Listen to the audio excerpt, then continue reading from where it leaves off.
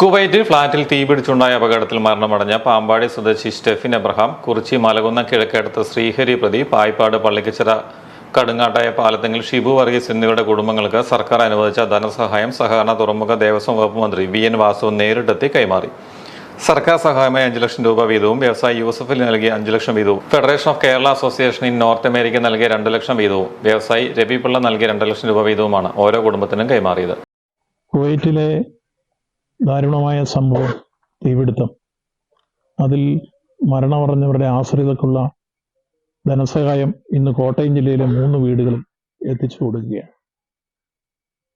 സംസ്ഥാന ഗവൺമെന്റ് 5 ലക്ഷം രൂപ വെച്ച് തന്നെ നേരത്തെ പ്രഖ്യാപിച്ചിരുന്നു. അത് ഓൾറെഡി അവരുടെ അക്കൗണ്ടിൽ ക്രെഡിറ്റ് ചെയ്ത് കഴിഞ്ഞു.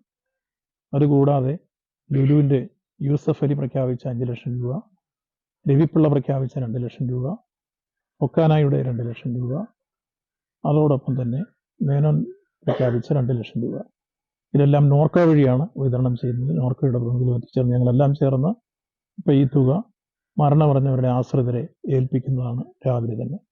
ജില്ലാ കളക്ടർ വി. വിഘ്നേശ്വരി, ജില്ലാ information officer A. Arunkumar, Norka roots centre manager K. R. Rajeesh, tahsildar K. S. Satheesan, deputy തഹസീൽദാർമാരായ U. Raju, P. G. Minimol, ജനപ്രതിനിധികൾ, വില്ലേജ് ഓഫീസർമാർ എന്നിവർ സന്നിഹിതരായിരുന്നു.